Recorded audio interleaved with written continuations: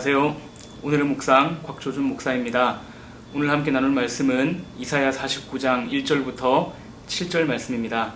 우리 함께 말씀 읽도록 하겠습니다. 섬들아 내게 들으라. 먼 곳 백성들아 귀를 기울이라. 여호와께서 태에서부터 나를 부르셨고 내 어머니의 복중에서부터 내 이름을 기억하셨으며 내 입을 날카로운 칼같이 만드시고 나를 그의 손 그늘에 숨기시며 나를 갈고 닦은 화살로 만드사 그의 화살통에 감추시고 내게 이르시되 너는 나의 종이요 내 영광을 내 속에 나타낼 이스라엘이라 하셨느니라. 그러나 나는 말하기를 내가 헛되이 수고하였으며 무익하게 공연히 내 힘을 다하였다 하였도다. 참으로 나에 대한 판단이 여호와께 있고 나의 보응이 나의 하나님께 있느니라.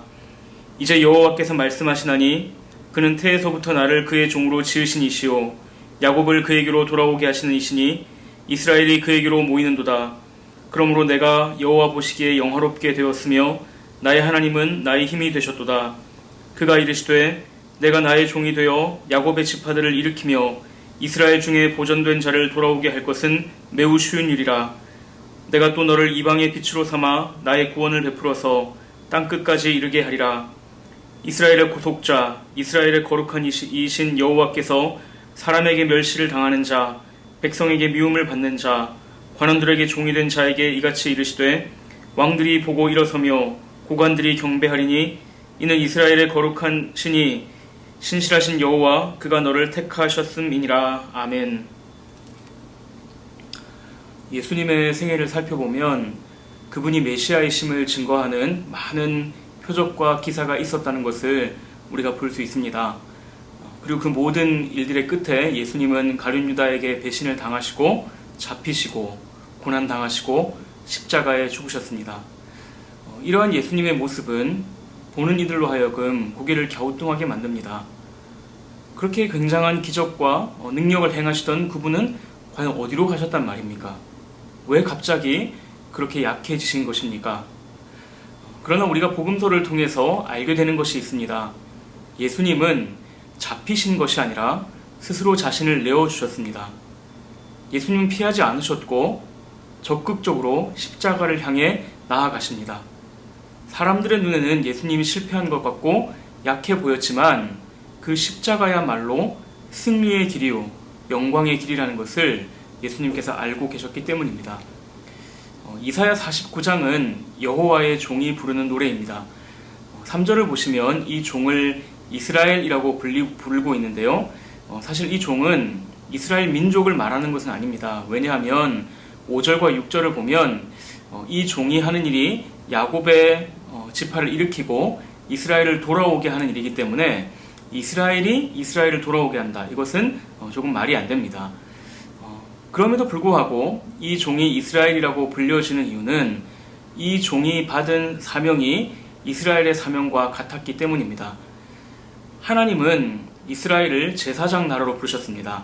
하나님과 세상 사이에서 세상을 하나님께로 이끄는 사명을 부여하신 것입니다. 그런데 이스라엘 민족은 그 사명을 이루는데 실패합니다. 그러나 여호와의 종은 다릅니다. 그는 이스라엘을 하나님께로 돌아오게 할 뿐 아니라 하나님의 구원을 땅끝까지 이르게 하는 참 이스라엘입니다. 이 여호와의 종이 누구입니까? 본문에서 노래하고 있는 여호와의 종은 바로 예수 그리스도를 가리킵니다. 하나님께서는 마리아가 성령으로 잉태되었을 때 천사를 보내셔서 예수님의 이름을 미리 알려주십니다. 본문 1절에서 노래하는 것처럼 어머니의 복중에서부터 이름을 기억하신 것입니다.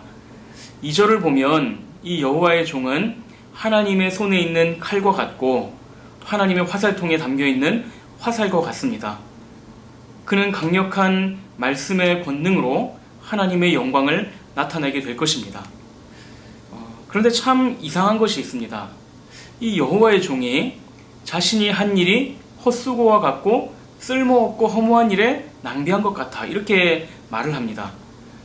그리고 그는 사람들에게 멸시를 받고 또 여러 민족들에게 미움을 받고 통치자들에게 종살이를 하게 됩니다. 하나님께서 주신 권능이 있었지만 그분은 너무나도 무기력하게 보였고 땅끝까지 하나님의 구원을 미치게 할 하나님의 종이었지만 멸시와 천대를 받은 것입니다. 우리 주님께서 이 땅에 오셨을 때 얼마나 모진 고난을 당하셨는지, 얼마나 많은 치욕을 받으셨는지 우리는 잘 알고 있습니다. 십자가가 너무나 고통스러운 일이었기 때문에 이 잔을 내게서 옮기시옵소서 그렇게 기도하기도 하셨고, 십자가에 달리셨을 때에는 나의 하나님 어찌하여 나를 버리시나이까 그렇게 절규하기도 하셨습니다. 그러나 예수님은 그 모든 것들을 피하지 않으셨습니다. 다 감당하셨습니다. 자신을 구원자로 세우신 그 하나님의 부르심을 아셨기 때문입니다. 멸시와 천대의 십자가 끝에 하늘과 땅과 산들이 노래할 그 구원과 하나님의 영광이 있다는 것을 그분이 보셨기 때문입니다. 사랑하는 성도 여러분, 지금도 많은 사람들이 예수님을 무시하고 또 예수님을 싫어합니다. 예수님은 너무나 무기력해 보입니다. 그러나 우리가 부인할 수 없는 사실은 과거로부터 지금까지 수많은 사람들이 예수님을 자신의 구주로, 주님으로 고백하면서 하나님 나라의 백성이 되었다는 사실입니다. 그분의 나라는 지금도 확장되고 있고 앞으로도 그러할 것입니다. 세상 사람들은 높아지고 부해지고 강해지는 데 영광이 있다고 말하지만 하나님은 이 고난이야말로 영광의 길이라고 우리에게 말씀하고 계십니다.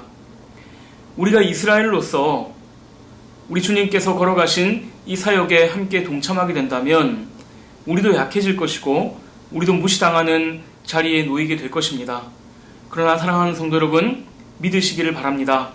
그 길이 영광의 길입니다. 그것이 고난의 신비입니다.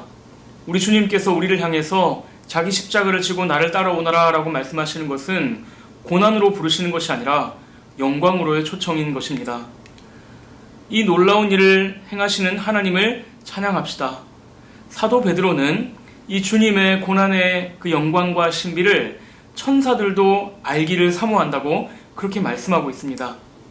이 신비를 우리에게 알려주셨으니 그것이 얼마나 감사한 일입니까?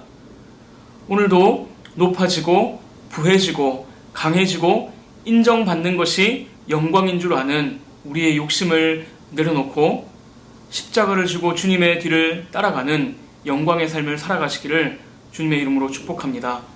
함께 기도하겠습니다. 하나님 아버지, 감사합니다. 우리를 사랑하시고 우리를 구원하시기 위해서 하나밖에 없는 아들을 십자가에 내어주신 하나님의 사랑을 찬양합니다. 너무나 고통스럽고 치욕스러운 길이었지만 우리를 위하여 그 모든 것들을 참으시고 우리를 구원하셔서 하나님의 영광을 나타내신 우리 주님을 찬양합니다.